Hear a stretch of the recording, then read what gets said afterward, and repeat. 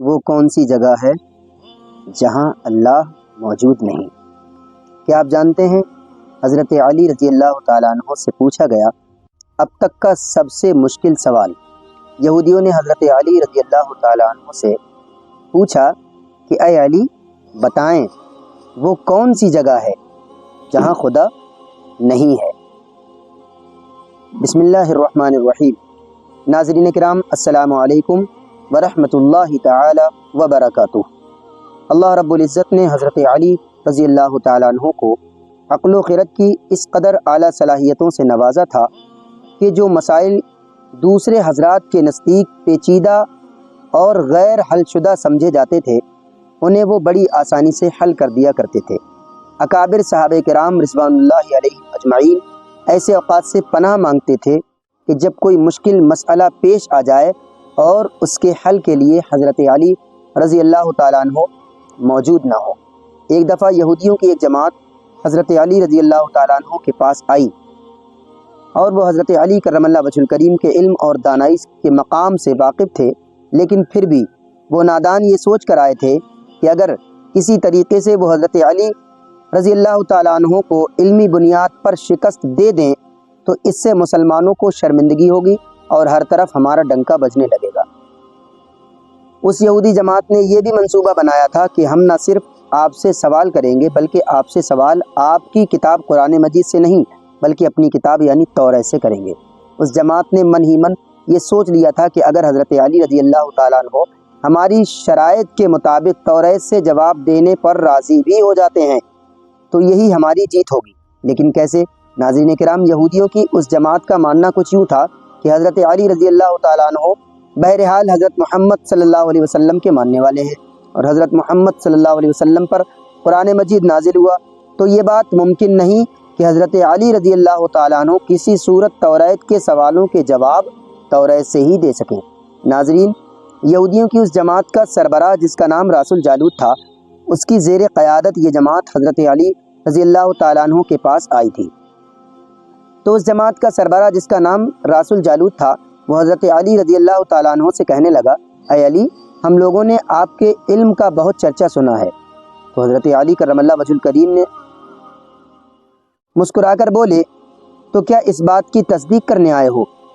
تو راس الجالوت کہنے لگا نہیں، ہم آپ سے کچھ سوالات کرنے آئے ہیں، آپ کو ان سوالوں کے جوابات ہماری کتاب توریت سے دینا ہوگا، اور اگر آپ نے سب کے سامنے ہمارے سوالوں کے جوابات دے دیے تو ہم آپ کو باب العلم مان لیں گے۔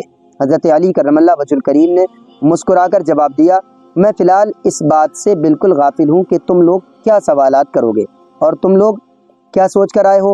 اگر میں تمہارے سوالوں کے جواب دینے میں کامیاب ہو گیا تو کیا تم لوگ دین اسلام قبول کرو گے؟ یہودی اس بات پر آمادہ ہو گئے کہ اگر ان کے تمام سوالوں کے جواب انہیں ان کی کتاب توریت سے مل گئے تو وہ یہودی مذہب چھوڑ کر اسلام قبول کر لیں گے، اور یہ اس بات کی دلیل ہوگی کہ جن سے آپ نے علم سیکھا ہے وہ یقیناً اللہ کی طرف سے بھیجے گئے سچے نبی ہیں۔ ناظرین کرام، اب سبھی معاملات طے ہو چکے تھے اور پورا مجمع خاموش ہو کر بیٹھ چکا تھا۔ سوالوں کا سلسلہ شروع ہوا۔ یہودی عالم راس الجالوت نے مجمع کی طرف دیکھا اور علم کے تکبر سے بھرپور لہجے میں ایک پہلا سوال کیا اے علی بتائیے وہ کون سی چیز ہے جو خدا کے لیے نہیں ہے؟ یہودی یہ جانتے تھے کہ مسلمانوں کی کتاب میں لکھا ہے کہ ہر چیز اللہ کے لیے ہے اور اس بات کا جواب حضرت علی رضی اللہ تعالیٰ عنہ کے لیے دینا ناممکن ہوگا۔ مجمع میں بیٹھے تمام افراد اس سوچ میں ڈوب گئے کہ پوری کائنات میں کوئی بھی ایسی چیز نہیں ہے جو اللہ کے لیے نہ ہو۔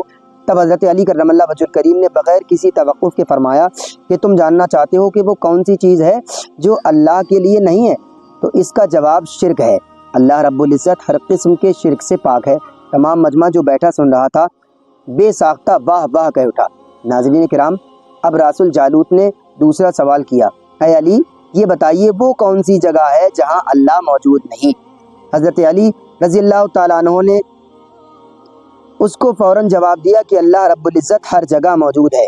اس پر راس الجالوت کہنے لگا اس سوال کا جواب آپ ہماری کتاب سے دیں۔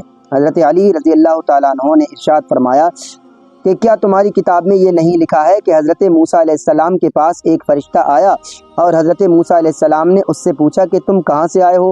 تو اس نے جواب دیا کہ میں 7वें आसमान से आपके पास हाजिर हुआ हूँ। इतने में हज़रत मूसा अलैहि सलाम के पास दूसरा फरिश्ता आया तो हज़रत मूसा अलैहि सलाम ने उससे पूछा कि तुम कहाँ से आए हो? तो उसने जवाब दिया कि मैं ज़मीन के 7वें तबक से आपके पास हाजिर हुआ हूँ। तो हज़रत मूसा अलैहि सलाम ने पहले फरिश्ते से पूछा कि 7वें आसमान में तुम्हारे करीब कौन था? फरिश्ते ने जवाब दिया कि मेरे करीब मेरा रब था। फिर हज़रत मूसा अलैहि सलाम ने ज़मीन से आने वाले दूसरे फरिश्ते से पूछा कि तुम्हारे करीब कौन था? उसने भी यही जवाब दिया कि मेरे करीब मेरा रब था। तो इससे ये मालूम हुआ कि बुलंदियों की इंतहा हो या फिर गहराइयों की इंतहा, अल्लाह रब्बुल इज़्ज़त हर जगह मौजूद है। नाज़रीन किराम, रासुल जालूत अब थोड़ा घबरा गया था कि हज़रत अली रज़ी अल्लाह ताला अन्हु ने उसके सवालों के जवाब उसकी ही किताब से दे दिए। तो फिर उसने हज़रत अली रज़ी अल्लाह ताला अन्हु से तीसरा सवाल पूछा कि अली, ये बताइए वो कौन सी चीज़ है जो खुदा के करीब नहीं है? तो हज़रत अली रज़ी अल्लाह ताला अन्हु ने इरशाद फरमाया कि जुल्म एक ऐसी चीज़ है जो मेरे रब के करीब नहीं है। नाज़रीन किराम, अब रासुल जालूत ने पै दर पै शिकस्त खाने के बाद अपने सवालों का ज़ाविया बदल लिया। अब उसने इल्मी सवालों की बजाय तारीख़ी और साइंसी सवालों की तरफ अपना रुख मोड़ लिया और बहुत ही तकब्बुर भरे अंदाज में उसने चौथा सवाल पूछा, ऐ अली, उस चश्मे का नाम बताएं जो ज़मीन पर पहली मर्तबा जारी हुआ। तो हज़रत अली करमल्लाहु वजहुल करीम ने इरशाद फरमाया कि उस चश्मे को छोड़ो, पहले ये बताओ कि तुम्हारे दिल में क्या है? और तुम्हारे दिल में यह है कि वो चश्मा बैतुल मुक़द्दस की एक चट्टान के नीचे है। तो रासुल जालूत के मुँह से बेसाख्ता हाँ निकला। तो हज़रत अली रज़ी अल्लाह ताला अन्हु ने इरशाद फरमाया कि आज अपनी इस्लाह कर लो, क्योंकि ज़मीन पर बहने वाला पहला चश्मा वो नहीं जिसे तुम लोग समझते हो, बल्कि ज़मीन पर बहने वाला पहला चश्मा वो है जिससे हज़रत खिज़र अलैहिस्सलाम ने पानी पिया, और यही वो चश्मा है जिससे आब हयात जारी हुआ। नाज़रीन किराम, अब रासुल जालूत बहुत घबरा गया था। उसने इस घबराहट में हज़रत अली रज़ी अल्लाह ताला अन्हु से पांचवा एक और तारीख़ी सवाल किया, ऐ अली, ये बताइए वो कौन सा पत्थर है जो आसमान से पहली दफ़ा उतारा गया?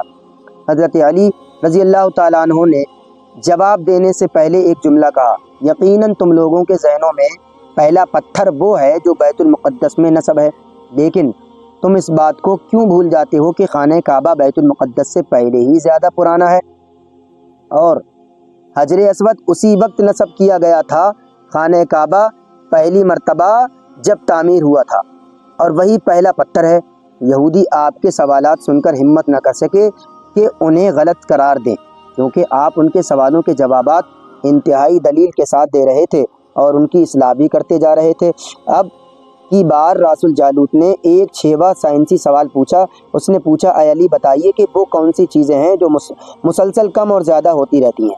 हज़रत अली रज़ी अल्लाह ताला अन्हु ने बग़ैर किसी तवक्कुफ़ के इरशाद फरमाया, तुम अपने महीनों और साल पर गौर करो तो तुम्हें खुद ही इस सवाल का जवाब मिल जाएगा।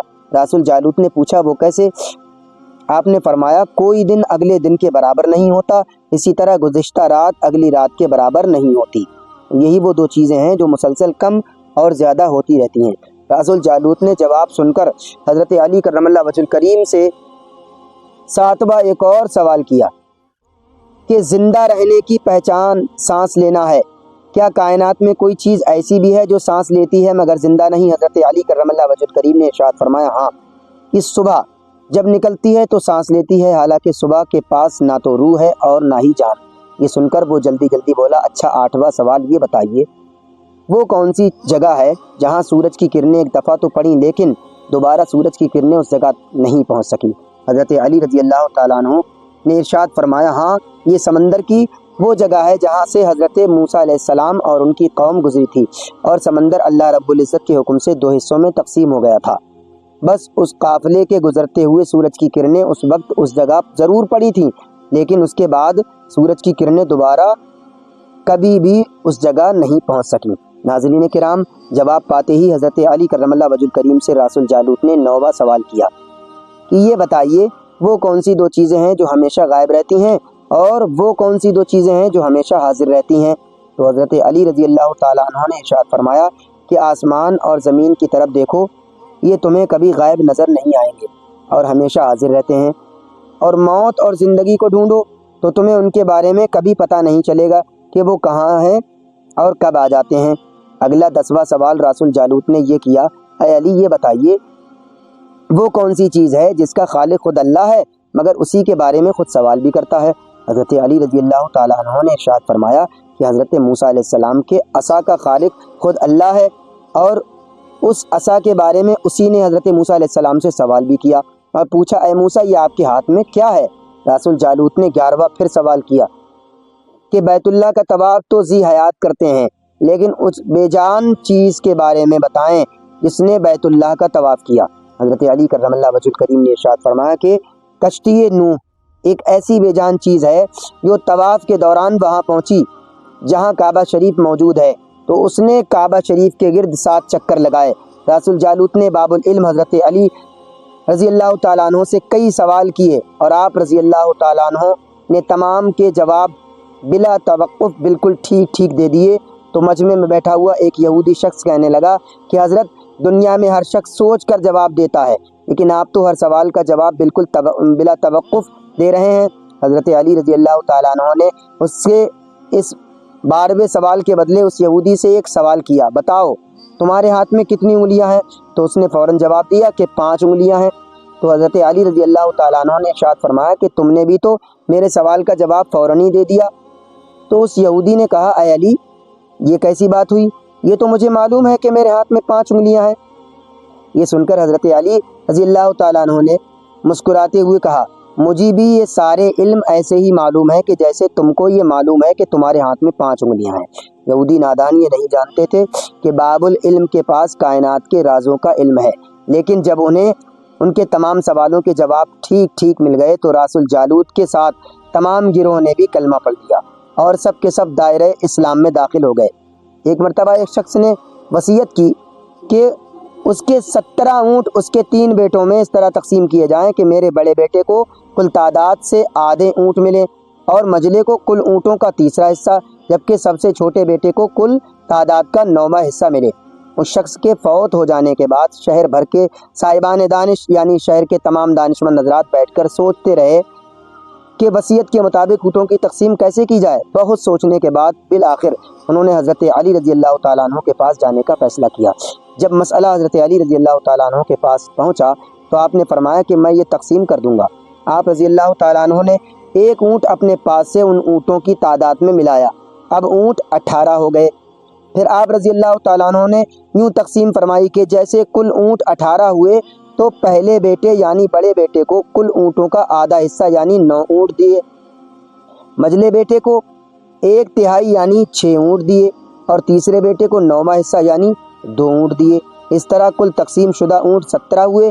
اس کے بعد آپ رضی اللہ تعالیٰ عنہ نے اپنا ادھار دیا ہوا اونٹ واپس لے لیا۔ تو ناظرین کرام، یہ تھی حضرت علی رضی اللہ تعالیٰ عنہ کی ذہانت کہ جن کے سامنے کوئی بھی بات ناممکن نہیں تھی۔ اللہ رب العزت کی بارگاہ میں دعا ہے کہ اللہ رب العزت ہم سب کو بہتر عمل کرنے کی توفیق عطا فرمائے اور ہمیں اپنے نیکوکار بندوں میں شامل فرمائے، آمین۔ ناظرین کرام، میں امید کرتا ہوں کہ یہ ویڈیو آپ کو ضرور پسند آئی ہوگی، تو ایسے ہی دلچسپ واقعات سننے اور بہترین معلومات کے لیے اس ویڈیو کو شیئر کریں، کمنٹس کریں اور لائک کریں اور ہمارے یوٹیوب چینل کو سبسکرائب ضرور کریں۔ السلام علیکم ورحمۃ اللہ تعالی وبرکاتہ۔